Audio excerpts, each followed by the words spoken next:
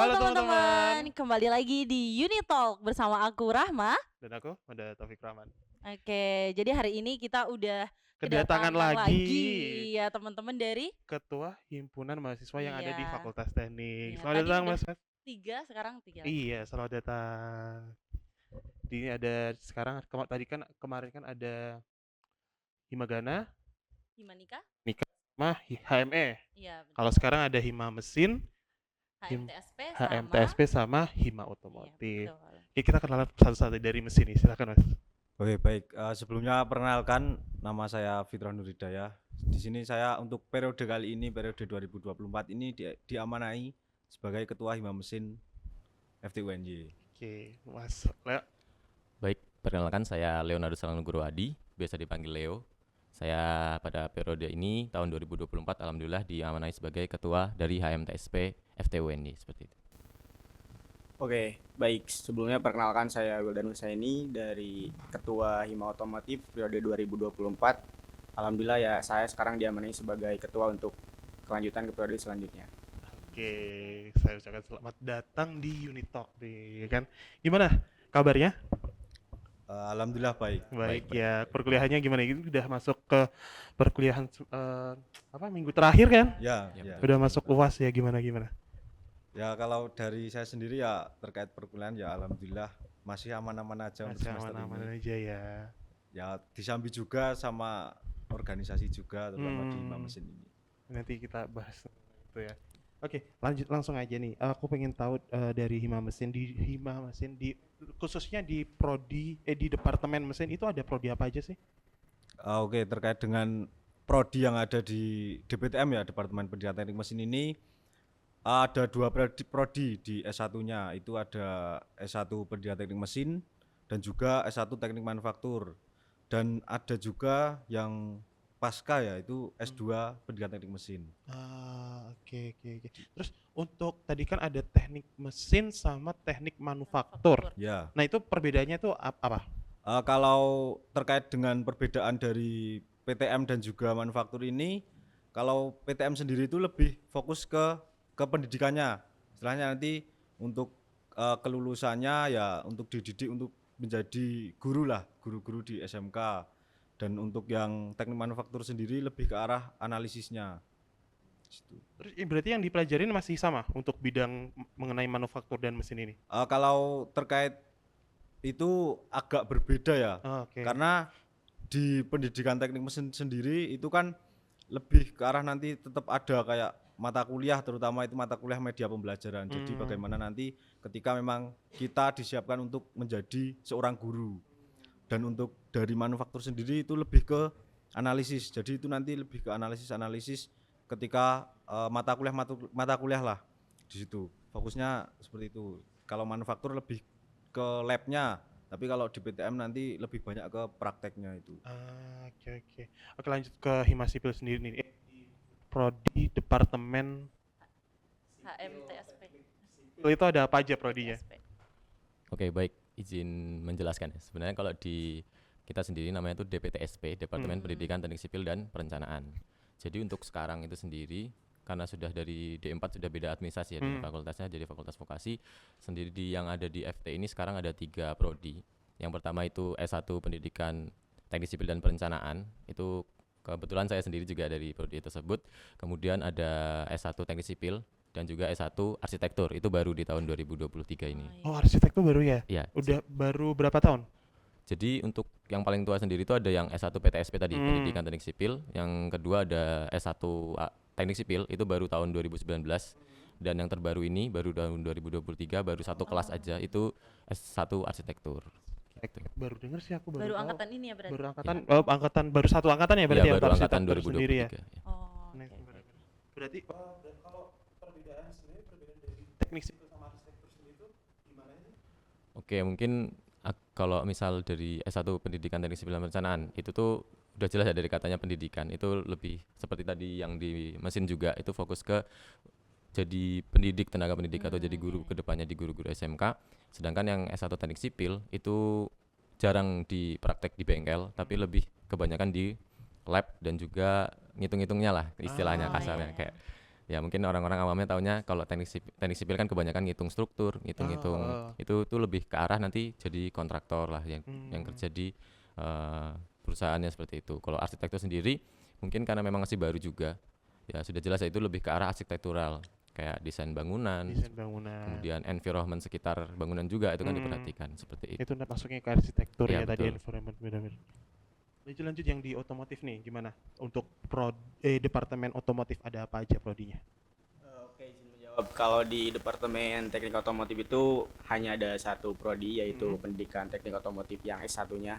Namun sebelumnya ada juga yang dari vokasi, tetapi ya sekarang kan tadi juga udah disampaikan ya teman-teman sipil dan juga imam mesin itu mungkin udah pisah lagi sama Udah beda administrasinya di administrasi vokasi, tapi untuk sekarang itu cuma ada satu kalau di Pendidikan Teknik Otomotif. Gitu. Pendidikan ya berarti. Ya, pendidikan. I see. Calon guru. Ya lanjut. Jadi dari teman-teman nih di dalam prodinya sih itu sebenarnya ada nggak sih kayak matkul wajib gitu yang dipelajari di prodinya aja, nggak di prodi lain gitu? Menurut teman-teman ada nggak sih? Dari Mas Fitrah mungkin? Kalau dari mesin sendiri ya itu mata kuliah wajib itu mesti ada, karena ya mungkin tetap ada beberapa kesamaan terutama dari oto ya, itu terutama di pneumatik kalau nggak salah itu pneumatik, karena ya memang untuk ruangan di IDB itu kan hanya satu pneumatik, jadi gantian sama teman-teman dari otomotif. Iya. Dan juga terkait mata kuliah wajib terutama ya di praktikumnya, karena memang di situ ya bagaimana caranya kan kita bisa buat mempraktikkan sesuatu hal yang nanti bisa dibawa untuk entah itu disiapkan untuk menjadi guru ataupun tenaga kerja lah di situ.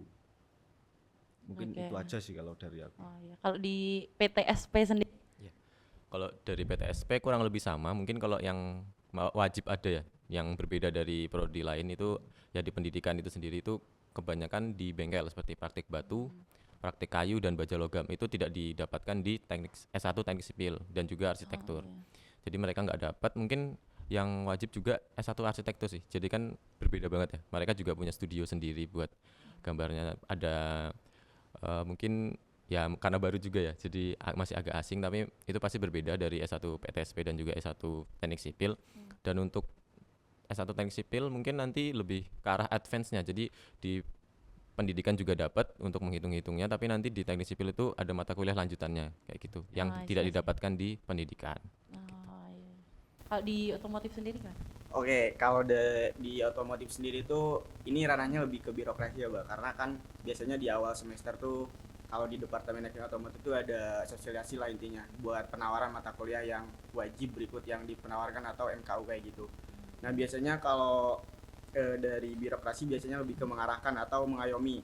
Misal teman-teman nih ada yang mengulang misalnya tahun sebelumnya, itu lebih direalisasikannya lebih ke mata kuliah yang wajib. Misal kayak praktik kayak gitu tadi juga, dan teman-teman mesin ada pneumatik, karena itu berikut ya untuk membekali kita pada saat nanti kerja di industri mungkin kayak gitu. Berikut ada juga praktik yang lainnya lebih ke buat praktiknya sih, Pak. Jadi itu nih teman-teman ya, buat teman-teman mahasiswa baru nih yang besok mau masuk mesin kah, sipil kah, atau otomotif, itu bisa dipersiapkan nih. Tadi ada mata kuliahnya yang apa namanya, yang ada di prodi-prodinya ya.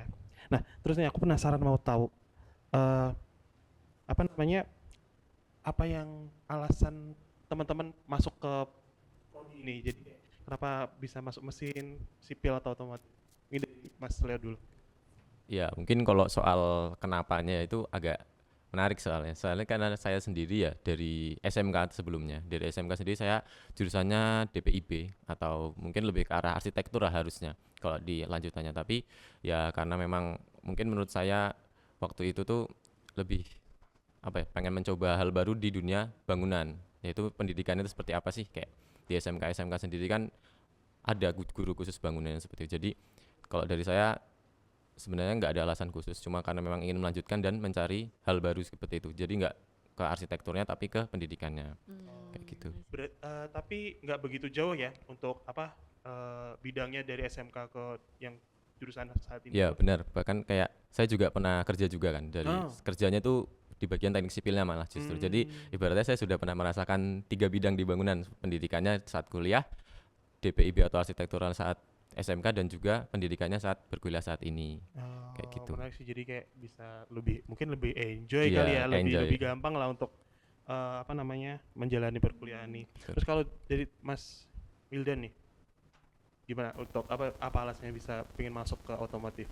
Oke, kalau dari aku pribadi karena dulu basicnya SMK-nya di teknik sepeda motor, jadi saya dulu tuh gak sempet kepikiran buat kuliah dulu sih mas. Tapi kan kalau SMK basicnya lebih ke langsung ranah kerja gitu. Iya benar. Tapi ya ada dorongan beberapa semangat gitulah, support system. Jadi saya lebih ke melanjutkan kuliah. Dan kenapa milihnya UNJ, karena pada saat itu saya tuh kunjungan, biasanya kan di SMK tuh ada kunjungan-kunjungan nih mas ke kampus gitu. Kebetulan kunjungannya ke UNJ. Jadi saya di situ nyari buat kampus terutama yang negeri dulu yang ada jurusan pendidikan teknik otomotifnya. Kebetulan dulu tuh ada 2 kalau nggak salah, ada di UNP Padang dan juga Jogja. Kan kalau ke Padang terlalu Ya, Jauh terlalu sih jauh. kalau ke Padang ya, kayak repot kalau ke Betul. sana. nah itu.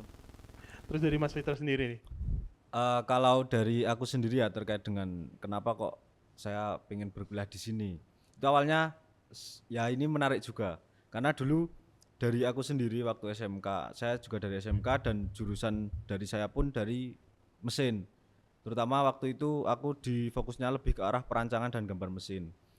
Jadi waktu itu kenapa kok saya jadinya berkuliah di sini, karena memang ada hal yang membuat aku pengen berkuliah di situ, karena memang dulu waktu itu saya punya sertifikat itu, alhamdulillahnya waktu tahun berapa itu lupa aku. Itu tahun berapa itu lupa. Itu intinya ada sertifikat LKS lah. Mungkin teman-teman dari SMK paham terkait dengan hal itu, LKS itu. Jadi aku menggunakan sertifikat itu untuk mendaftarkan di prodi ini, di prodi PTM terutama. Karena di sini juga direkomendasikan oleh guru wali kelas saya. Nah, waktu itu jadinya saya tetap mendaftarkan. Sebenarnya dari orang tua sendiri itu dituntut untuk kerja terlebih dahulu. Tapi karena memang di situ ada kakak saya yang udah bekerja, terus ya istilahnya belum ada yang berkuliah lah. Jadi makanya saya coba daftar di UNJ dulu itu. Alhamdulillahnya ya keterima di ya. pendidikan teknik mesin. Tapi untuk fokusnya sekarang di semester 4 ini aku lebih ke arah fabrikasi, karena memang karena waktu SMK aku udah dapat pemesinan dan juga perancangan tadi itu sih kalau Menarik sih, soalnya kebanyakan kalau teman-temanku yang dari SMK tuh ada yang milihnya kerja dulu, karena emang didesain teman-teman SMK kan didesain untuk langsung praktik kerja kan ya. Dan Mas Fitra sendiri mau kuliah karena emang belum ada yang kuliah, jadi pengen jadi yang pertama di keluarga gitu ya. Terus kalau Mas Leo sendiri apa yang kok pengen lanjutin tadi sebelumnya kerja dulu atau emang langsung kuliah? Kalau saya sendiri itu kerja dulu mas. Jadi 2 tahun itu saya kerja. Kebetulan saya sebenarnya angkatan 20. Angkatan lulusnya. 20. Saya angkatan 20, 2 tahun memutuskan untuk kerja dulu karena kan ya pengen ngerasain lah impact dari lulusan SMK seperti apa. Dan ternyata memang saat di dunia kerja itu yang namanya gelar itu memang perlu. Iya benar. Bahkan sama bos saya istilahnya itu disuruh putus kontrak dulu, suruh kuliah dulu. Iya seperti itu, suruh supaya nanti kedepannya lancar administrasinya seperti itu. Jadi karena saya akhirnya memutuskan untuk menerima saran dari bos saya untuk keluar, untuk putus kontrak dulu, memutuskan untuk coba ke dunia perkuliahan lah, dan terutama pengen tertarik di dunia pendidikan kan tadi. Dan kemudian UN sendiri kan pendidikan teknik sipilnya bagus ya. Jadi kayak karena itu ya tertarik untuk masuk di UNJ. Keren sih, soalnya biasanya kalau teman-temanku kalau udah kena uang kerja Iya, dulu iya tuh banget. kayaknya nggak ada yang kalau kuliah kayak udah rasain uang tuh betul. kayak Iya. nanti deh dulu gitu. Habis lulus balik lagi ya berarti. Iya. Dan biasanya kalau orang-orang yang gap year tuh kalau mau kuliah tuh bisa lebih matang gitu. Kuliah, iya. ya nggak sih? Iya Untuk benar banget. akademinya lebih siap gitu. Terus kalau untuk Mas Wildan sendiri nih, dari SMK itu udah emang rencana mau kuliah atau gimana? Oke, izin menjawab Mas. Karena dari awal belum ada plan buat kuliah, tetapi ada beberapa bimbingan lah istilahnya dari guru BK itu buat kita direalisasikannya, terutama kan dari SMK saya belum ada yang ke negeri gitu istilah kuliahnya. Kebetulan tadi juga ranahnya ke keluarga. Nah, saya juga ingin sebagai satu jembatan buat istilahnya ada sarjana gitu di keluarga saya, karena sebelum-sebelumnya belum ada yang menjadi sarjana kayak gitu. Gitu Berarti, sih, Mas. jadi yang bisa dikasarnya jadi pertama yang di SMK-nya ya untuk masuk ke negeri gitu Negeri. kasarannya ya, bisa untuk kuliah. Keren sih tuh buat teman-teman yang emang pengen kuliah nggak salah sih kalau Iya. mau kuliah. Banyak banget relasinya, banyak banget ilmu yang bisa didapetin ya. Gitu. Terus lanjut ke sana. Oke lanjut, untuk ini sih, pengen tahu dari departemen teman-teman nih, terkait fasilitas. Tentunya satu hal yang paling mendukung ya untuk perkuliahan itu fasilitas. Nah dari teman-teman gimana nih di departemennya terkait fasilitasnya gitu? Mungkin dari Mas Leo? Oke, untuk fasilitas sendiri ya, terutama pada jurusan pendidikan teknik sipil, itu kan kebanyakan di bengkel. Mhm. Jadi otomatis yang namanya fasilitas bengkel itu perlu banget ya. Apalagi seingatku itu fasilitasnya sudah dari zaman bantuan Bank Dunia seperti itu kan. Jadi untuk fasilitas memang lengkap dan juga mungkin perlu sedikit pembaruan saja di beberapa alat-alat. Kemudian untuk jurusan teman-teman seperti teknik sipil itu mungkin lebih ke arah eh, bahan dan juga alat di labnya, lab bahan bangunan atau lab struktur seperti itu. Jadi kalau menurut saya sih dari lab strukturnya juga sudah memadai, sudah bagus. Lab bahan bangunannya juga mungkin ya perlu pembaruan saja. Untuk teman-teman arsitektur juga sudah dibuatkan studio, bahkan itu sebuah hal yang bangga sih melihat kayak baru tahun ini langsung sudah ada studio Studionya baru, sudah mereka sudah difasilitasi dengan baik seperti itu. Berarti kan ini menandakan keseriusan ya, bukan cuma Iya. kayak asal-asal buat Asal-asal. prodi baru Ya, kayak benar. gitu sih. Oke, lanjut mungkin dari otomotif gimana nih? Oke, izin nanggapin terkait fasilitas, mungkin kita ranahnya karena otomotif bengkel juga sama dengan teman semua. Yang pertama, alhamdulillah karena dari Oto juga sekarang banyak yang pembaruan-pembaruan, terutama karena di sekarang eranya lebih ke listrik semua ya, karena mobil listrik sekarang lagi Oh. familiar-familiarnya. Benar. Kebetulan dari Departemen Otomotif sedang mengusahakan ada mobil baru, yaitu 2 unit mobil dari Wuling. Nah itu sedang diusahakan, kemungkinan ya mudah-mudahan tahun depan untuk calon mahasiswa baru khususnya di Departemen Teknik Otomotif sudah merasakan bagaimana langsung menangani terkait trouble-trouble yang ada di mobil listrik kayak gitu. Kemudian terkait fasilitas yang lainnya mungkin ada juga yang baru dibuatkan tahun ini tuh ruang sidang untuk yang teman-teman yang atau kakak tingkat kita yang skripsi. Nah itu sekarang Oh. udah ada juga ruang sidang di otomotif kayak gitu. Jadi benar-benar sekarang di otomotif sedang berbenah dan juga ya alhamdulillah terrealisasikan semuanya kayak gitu. Keren sih ya, Mas. Kalau aku masuk lewat pintu depan tuh mobil yang dipakai buat praktek tuh ya ada Kijang Innova ya nggak sih? Ya betul Kijang. Banyak banget. Dan ini mau masuk apa?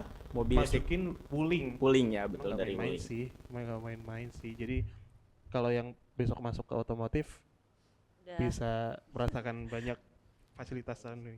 Dari mesin nih gimana untuk fasilitasnya? Kalau dari mesin sendiri terkait fasilitas, menurutku di mesin sendiri udah oke lah buat praktikum terutama ya, karena terkait fasilitas terutama di mesin-mesinnya, terutama di mesin bubut, terus juga pengelasan, fabrikasi itu ya menurutku kemarin masih butuh pembaharuan aja sama yang seperti yang disampaikan Mas Leo tadi. Yang jelas itu mesinnya udah lama tapi masih bisa lah untuk dipakai buat praktikum.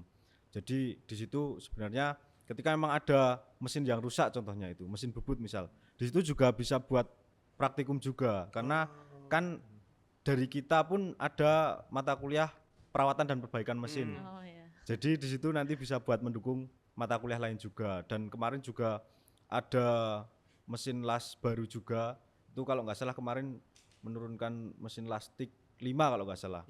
Nah itu. Dan aku dengar-dengar juga ini bakal ada mesin CNC baru juga, tapi ini belum tahu ya mau kapan itu turunnya. Itu sih kalau fasilitas menurutku masih oke lah, terutama di lab-labnya untuk analisis, terutama di prodi manufaktur tadi itu sih. Mereka sih tadi yang dari Hima yang sebelumnya juga fasilitasnya juga sudah oke ya. Iya. Dari berarti di FT ini prodinya udah mendukung nih untuk apa namanya pembelajaran buat teman-teman mahasiswa. Jadi kalau yang belum daftar ke UNY daftar. Teknik. Teknik UNY ya. Terus selain fasilitas yang ada di prodi-prodi, fasilitas secara umum yang ada di Fakultas Teknik nih, menurut masnya gimana nih? Kayak misalnya spot nongkrong lah atau Nugas. spot nugas atau internetnya apa gimana gitu. Ibu Mas Fitra gimana? Menurutku terkait dengan nongkrong ya terutama ya, itu kan kemarin juga ada apa food court ya. Nah itu kan Oh, baru iya. juga Iya, itu. baru food Di court depan yang kan? di dekat Yang di depan itu. ya depan Ya KPLT, dekat dekat KPLT itu. KPLT. Nah, itu menurutku sudah oke banget sih, karena tak rasa di situ jadi banyak teman-teman yang bisa nongkrong di situ, entah itu nanti nugas atau ketemu dengan teman-temannya juga. Dan pun di situ juga ada apa istilahnya kayak penjual-penjualnya lah. Banyak Jadi kayak sih yang jual. kayak kantin atau yang bisa buat jajan dan juga nongkrong ngobrol-ngobrol sama temen itu sih. Menurutku udah oke banget sih ada food court itu. Dan pun di sini kan juga ada pembangunan juga tau, pembangunan dua gedung Pembangunan baru. banyak 2 gedung baru, Nah, itu bener. fasilitasnya ya Secara umum oke ditambahin sih. lah, itu udah oke banget menurutku. Banyak ya kantin-kantinnya di UNY ya. Di FT khususnya. Iya. Di belakang ini ada satu ya kan? Iya, belakang, depan, Depan juga dua kan? tiga Sama- malah. Tiga? Food Tiga beda gitu. Oh wow, banyak banget. Jadi masalah makan bisa lah ya. Di Mas Leo sendiri gimana untuk fasilitas secara umum di FT? Secara umum ya, mungkin kalau masalah tempat nongkrong tadi udah terjawab ya. Kita udah punya food court baru, itu juga wifi-nya juga sampai ke situ, juga banyak penjual makanan juga, itu ibarat nambah variasi kita buat jajan di Fakultas Teknik ini. Untuk fasilitas KPLT sendiri juga buat tempat nugas pun cocok banget buat teman-teman yang di hari libur, di tanggal merah pun dibuka gitu. Jadi teman-teman yang buat nugas, mau cari tugas nggak perlulah cari kafe-kafe di luar, Kafe-kafe, bisa di dalam KPLT juga bisa. Terus untuk fasilitas kayak toilet, wastafel segala macam juga bersih dan terawat lah semuanya. Buat teman-teman mahasiswa baru pun tahun depan juga pasti gedung baru mungkin sudah selesai iya dan sih, heeh. bisa merasakan fasilitas Merasakan baru gitu. fasilitas Jadi baru. nggak ada ruginya ya gitu buat Bener. join ke Fakultas Teknik kayak gitu sih. Kalau Mas Wildan sendiri gimana?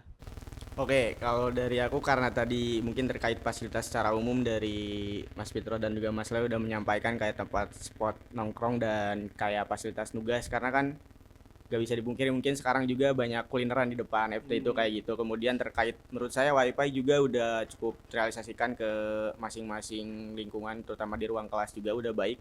Kemudian kayak fasilitas masing-masing departemen juga cukup memuaskan. Terus juga paling ada ini tempatnya tuh kalau kita gabut misal nunggu mata kuliah tuh ada gazebo itulah iya. kayak gitu. Nah itu mungkin itu juga nanti teman-teman mahasiswa baru pasti merasakan bagaimana nunggu jeda antara waktu kuliah yang gak bener. cukup lama sekali gitu lah Cukup lama istilahnya, ya. pasti nongkrong di gazebo tersebut. Dari aku itu cukup. Tempat nongkrong favoritnya mana, Ra? Lab. Bener sih, adem ya. Banget. Bener. Oke. Terus nih, kita balik lagi mengenai prodi. Pengen tahu ada nggak mata kuliah yang menantang nih buat teman-teman nih, yang menantang, yang susah atau enggak, yang bener-bener butuh wah ini effort waktu, effort tenaga, effort pikiran harus banyak nih. Dari Mas Fitra sendiri gimana? Kalau dari aku ya di semester 4 ini terutama itu mungkin ada lah beberapa mata kuliah, terutama kalau yang tak rasakan itu di pengelasan. Jadi kan itu ada mata kuliah pengelasan logam khusus. Jadi di situ memang kita dituntut untuk gimana caranya bisa ngelas rapi lah ibaratnya di situ dan bisa diterima oleh dosen pembimbingnya. Dan tak rasa mungkin menurutku untuk semester-semester selanjutnya ada yang lebih susah lagi, tapi ya itu aku belum bisa menyampaikan lah terkait dengan hal itu karena belum merasakan itu. Terutama ya memang di mata kuliah pengelasan sih, terutama karena aku di sini ngambil penjurusannya itu kan fabrikasi. Mungkin kalau di teman-teman perancangan itu lebih ke arah otaknya yang disuruh untuk selalu mikir terus gitu loh. Tapi kan untuk secara praktikumnya kan di asinan terus, di ruangan AC terus gitu loh. Nah itu sih, kalau pemesinan sama fabrikasi kan di bengkel terus, jadi mungkin panas, capek. Sama alat. Ya, itu sih.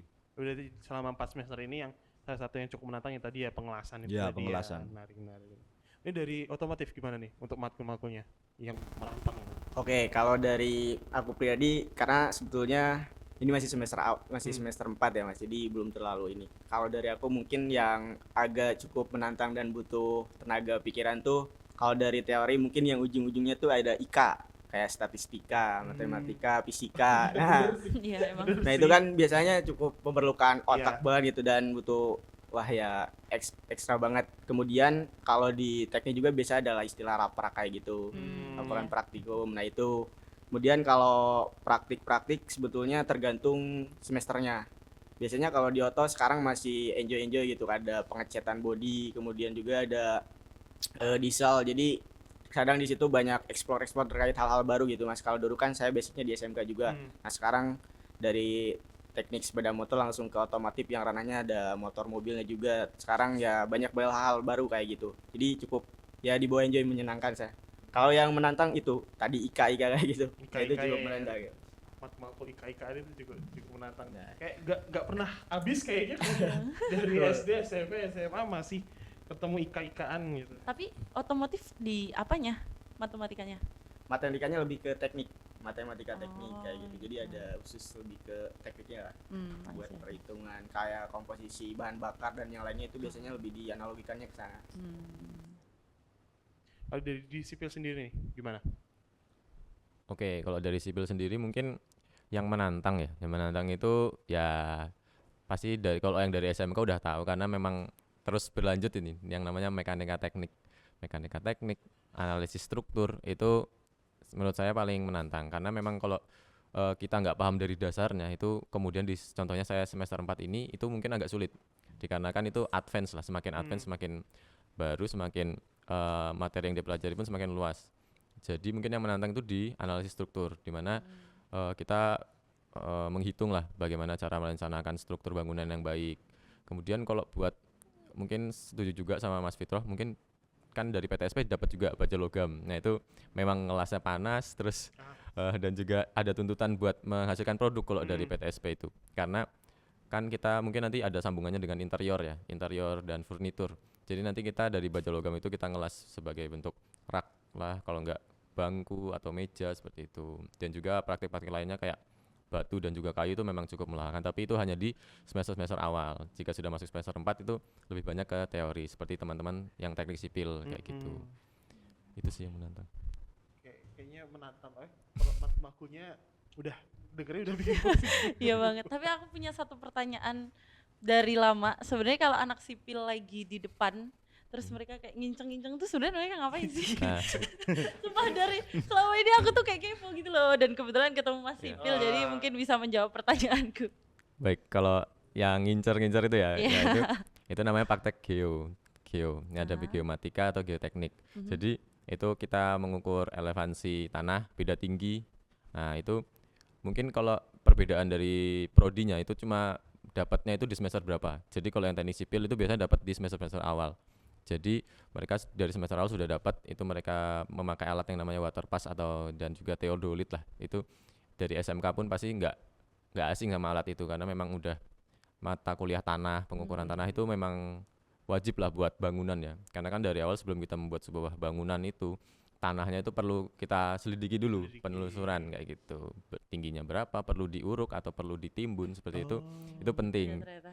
Jadi kalau yang Mbak Rahma tanyakan tadi di depan KPLT itu memang karena tanah lapangnya di situ. Jadi biasanya nyari di situ, kalau enggak di deket bengkel batu belakang itu ada juga tanah lapang, kalau enggak di taman jurusan. Kayak Itu gitu. Mbak Rama bukan nginceng-nginceng gimana. Dia lagi ngukur tanah itu. Oke. Kamu kira emang lagi nginceng apa? Nggak tahu. Nggak tahu. Oke, lanjut. Dengan apa namanya mata kuliah yang seperti itu yang dudanya udah pusing banget, itu hektiknya gimana sih? Apalagi Mas, kalian kan juga apa namanya menjadi ketua nih di himpunan mahasiswa. Itu hektiknya kayak gimana? Terus ngebagi konsentrasinya antara kuliah sama organisasi itu gimana? Mungkin Mas Vito gimana? Oke, kalau dari aku terkait dengan pembagian antara kuliah dan juga organisasi ya terutama itu. Nah kalau di aku sebenarnya lebih ke arah kalau misalkan waktunya kuliah ya kuliah, kalau organisasi ya organisasi. Dan di situ kan terkait dengan kesibukannya, di situ kita juga punya teman-teman juga, terutama di perkuliahan ya. Ya. Kalau di mesin sendiri itu ketika memang misal ada tugas nih, ada tugas apapun itu, nanti ya kita punya teman, kita bisa tanya-tanya ke teman gitu loh. Itu menurutku malah lebih enak sih, karena teman-temannya juga paham terkait dengan kesibukan di saya sendiri itu seperti apa. Itu ya istilahnya bukan kayak nyontek atau apa, tapi lebih ke arah ya kita cari pandangan lah biar nanti ngerjainnya lebih enak gitu loh. Lebih enak. Nah itu sih kalau dari aku. Jadi kalau waktunya kuliah ya kuliah, organisasi ya organisasi. Kalau dari aku seperti itu sih. Terus Mas Leo sendiri nih gimana? Oke, kalau soal hektik ya dan juga mengatur waktu, sebenarnya kita sebagai mahasiswa kan punya tanggung jawab kepada orang tua lah, itu tanggung jawab utama sebenarnya. Sedangkan di organisasi ini ya ibarat tanggung jawab tambahan yang kita cari sendiri.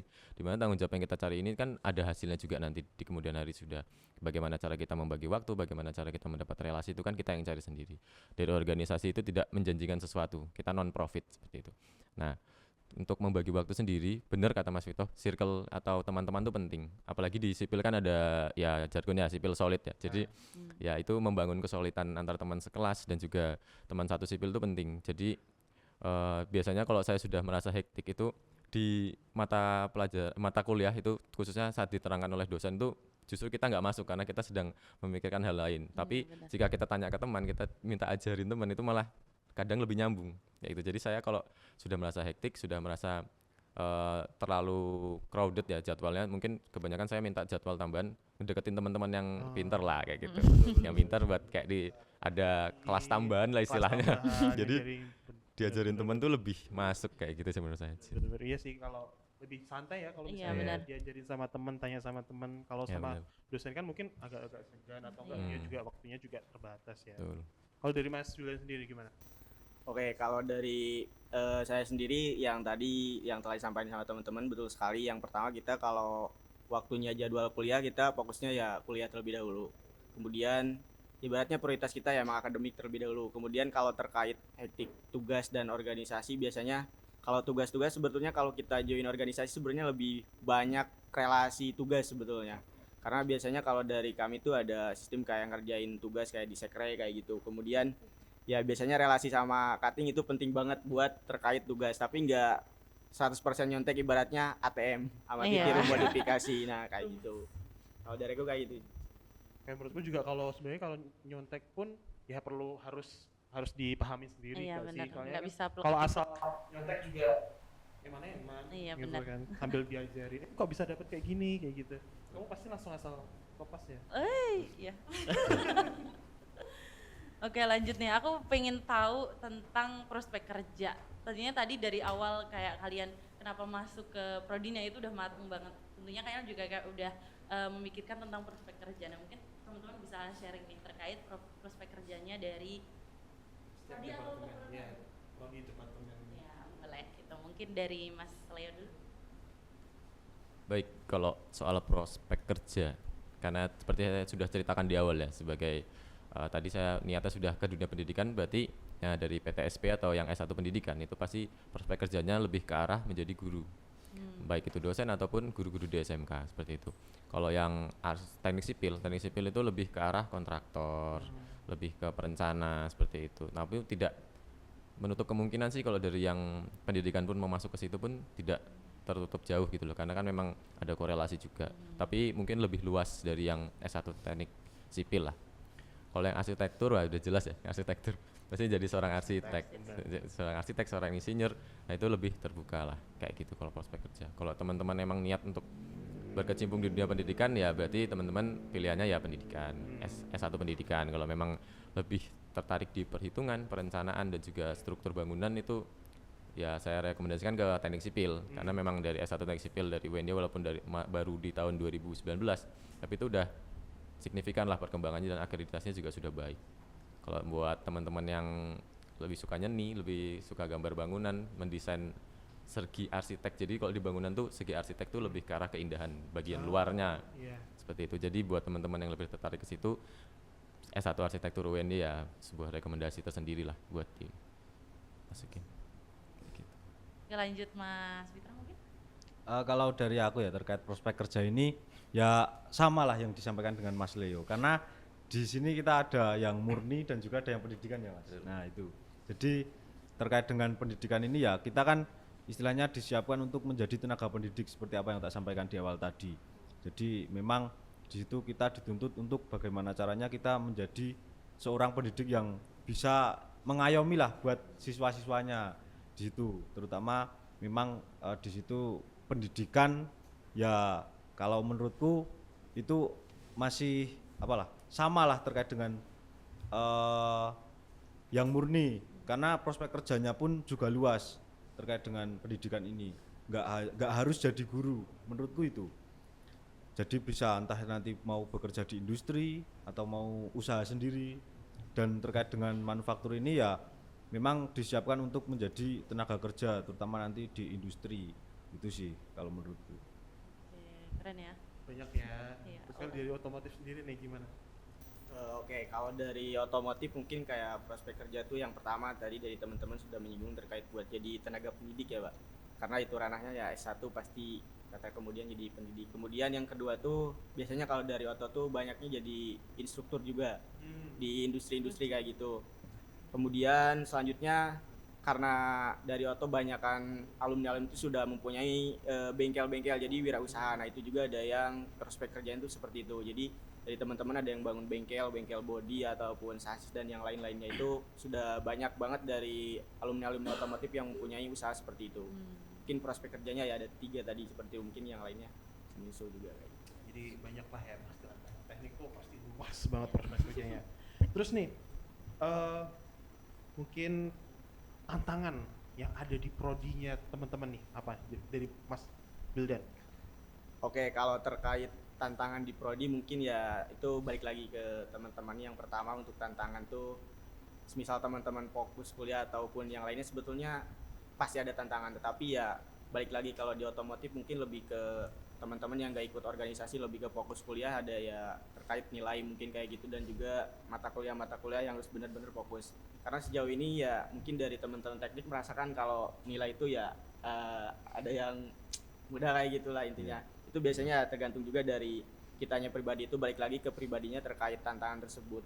Kalau dari aku ya tantangannya tuh ya ini karena mungkin jadi organisasi juga tantangannya masih belajar juga terkait pembagian waktu antara kuliah dan organisasi kayak gitu dari aku. Oke. Lanjut kalau dari Mas Fitra? Kalau dari aku terkait dengan tantangan ini ya sebenarnya di sini aku juga masih belajar. Jadi gimana caranya apa yang disampaikan Mas Wildan tadi itu buat membagi waktu antara perkuliahan dan juga organisasi, karena terutama di Hima Mesin sendiri ya itu memang terkait dengan organisasinya emang padat banget terutama di program kerja. Jadi aku juga masih belajar terkait dengan pembagian waktu antara perkuliahan dan juga dengan organisasi, karena di situ kan aku ada tanggung jawab juga di organisasi tapi juga ada tanggung jawab di perkuliahan juga. Itu yang paling susah di situ sih, manajemen waktunya. Dari Mas Wildan sendiri nih gimana? Oke, kalau masalah tantangan tuh benar balik ke pribadi sendiri ya, karena memang peralihan dari siswa ke mahasiswa itu lumayan berbeda jauh, dimana kita sendiri yang harus bisa memanajemen waktu, kita sendiri yang harus bisa ibaratnya kan kuliah tuh tersier ya, kayak bukan sebuah kewajiban bagi semua orang gitu. Kita kan wajib pendidikan cuma 12 tahun ya, kayak gitu. Jadi ya harusnya sebagai kita masuk ke ranah mahasiswa, otomatis kita sudah tahulah tantangan-tantangan yang akan kita hadapi.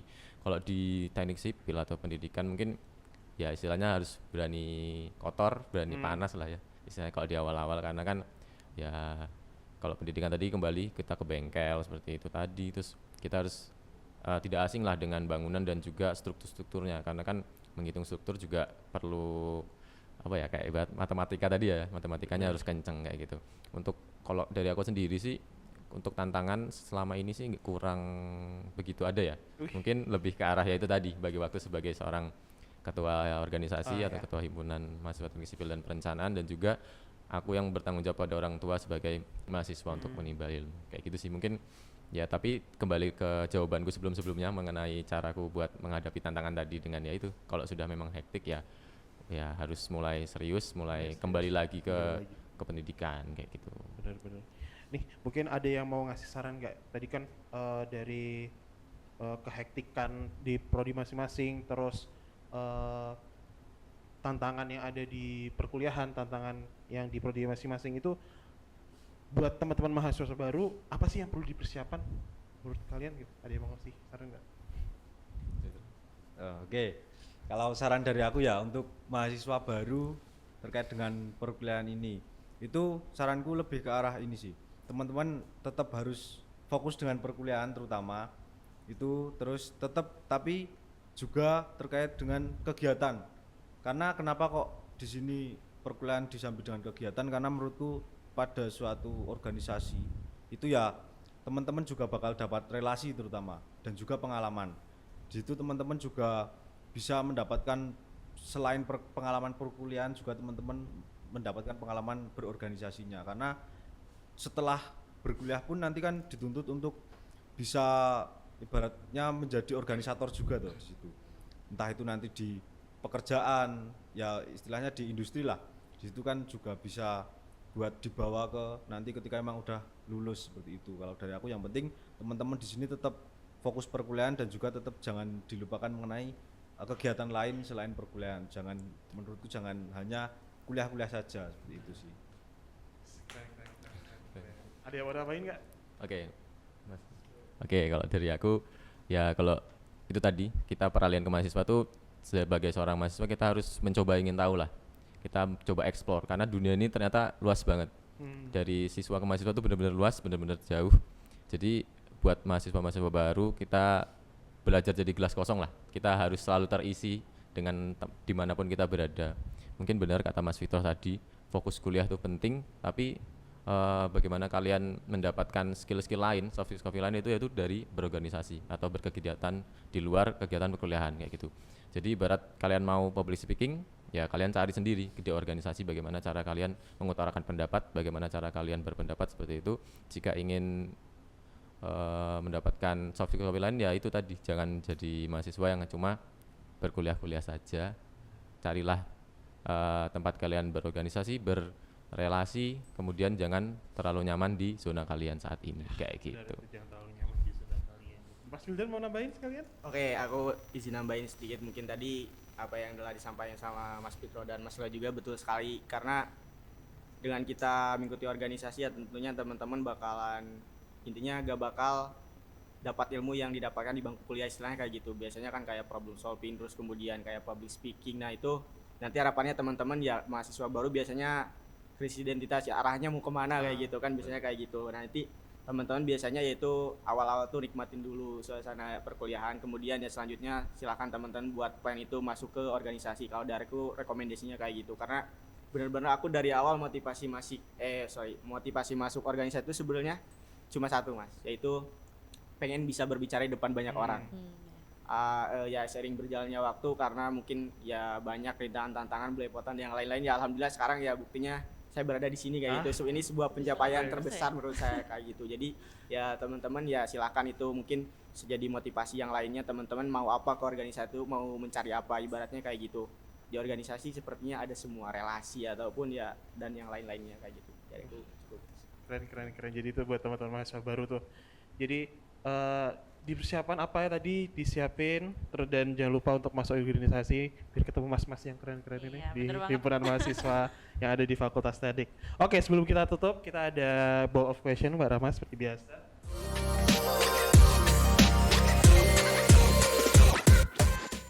Ini nanti ada pertanyaan, langsung ambil dan langsung jawab aja. Mungkin dari Mas Wildan. Ambil aja. Bawa ke sana aja Mas. Ditarik sambil duduk. Nah. Enggak dulu.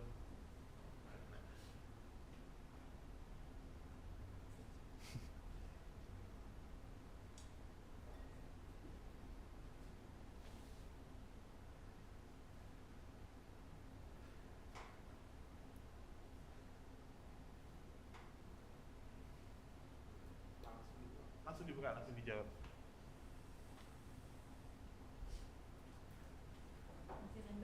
Random banget itu pertanyaannya, nggak tahu siapa yang bikin. Pertanyaan dibaca ya? Iya, dibaca. Oke. Aku bacain. Selain orang tua, siapa yang berperan baik dalam hidupmu? Oh, Nah, oke. Siapa siapa tuh? Selain tuh? orang tua tuh. Kalau orang tua kan pasti ya. Oke. Tapi selain orang tua ada siapa? Oke, karena mungkin saat ini aku gak terlalu terjun di dunia itulah percintaan kayak gitu ya Mas. Oke, mungkin kalau dari aku yang berperan baik itu yang pertama tentunya gak bisa dipungkiri, yang pertama ada orang tua yang selalu dengar keluh kesah aku, ibaratnya lagi hektik ataupun yang lainnya, pasti aku setiap minggu tuh ada jadwal video call sama orang tua. Ah, Nah, kemudian yang kedua untuk yang berperan baik tuh menurut saya tuh dari teman-teman Mas, kayak gitu. Jadi lingkungan itu benar-benar sangat berpengaruh sekali menurut saya tuh gitu. Ibaratnya kita ya terjun di lingkungan tersebut, tapi apabila kita udah punya pondasi yang kuat, istilahnya gak bakal ke bawah arus kayak gitu Mas. Tapi untuk selanjutnya ya untuk teman-teman mungkin ada juga yang berperan baik itu ada pacar dan Iya, yang iya. lain-lain lah kayak gitu. Kalau dari aku itu sih. Oke, keren. Lanjut ambil pertanyaannya Mas Leo.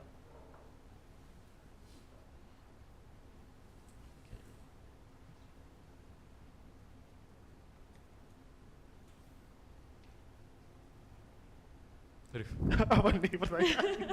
Kok Random banget ya. Baik, saya bacakan ya. Makanan apa yang pengen kamu nikmati di saat terakhir? Mungkin kalau ini saya nangkapnya di saat terakhir ya sebelum meninggal ya, sebelum meninggal. Kalau makanan apa sih aku pengen sop buatan mama sih. Oh. Karena emang Sop dari buatan kecil mama. doyan banget sama sop. Apalagi kalau ibu sendiri yang buat ya. Itu paling udah anget. Tapi kan ya kalau misal kita situasinya seperti ini kan berarti ya kita udah tua ya mungkin ya. Jadi mungkin kalau memang nggak bisa, satunya bakso dari Purworejo kayak gitu. Bakso dari Purworejo. Karena emang Oke, di sana di daerah saya dari Purworejo dan memang favorit Baksonya banget baksonya enak. kayak gitu sih. Menarik. Lanjut Mas Citra. Masih seru.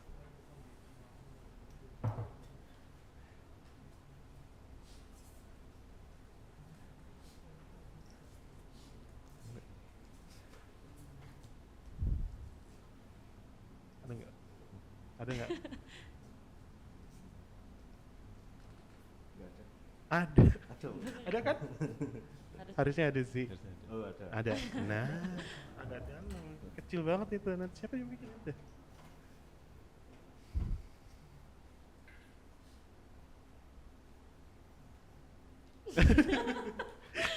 Oke, ini ada pertanyaan ya. Ini apa hal dari diri kamu yang kamu harap tidak akan pernah berubah? Apa tuh? Kalau dari aku sendiri ya, yang tak harapin buat aku tidak berubah ini, yang jelas aku lebih ke arah intinya pengen terus buat punya teman-teman yang banyak seperti itu sih. Karena terutama teman-teman ini sangat berpengaruh buat aku, buat di perkuliahan ini terutama. Di situ teman-teman juga sangat banyak yang mendukung lah ketika emang aku di perkuliahan ini. Seperti apa yang disampaikan Mas Wildan tadi. Yang pertama jelas tadi kan ada orang tua, terus yang kedua yang aku nggak pengen berubah ya aku punya teman-teman yang banyak. Itu sih kalau dari aku. Oke, tepuk tangan buat kita semua. Keren. Itu tadi kita udah ngobrol sama dari Hima Mesin, sipil dan otomotif, dan kemarin juga udah sama hima-hima yang lainnya. Jadi buat teman-teman mahasiswa baru nih yang udah mendaftar di VFTUN-nya udah ada gambaran lah untuk apa yang perlu dipersiapkan, dan yang belum bisa pertimbangkan lagi. Mungkin itu, terima kasih buat Mas Fitra, Mas Leo, dan Mas Wildan udah mengucapkan hadir. Maaf kalau ada salah kata dari kita. Itu sekian ya Trama ya. Iya. Oke, buat itu teman-teman sekian, jangan lupa stay tune di Unit Talk selanjutnya. Dadah.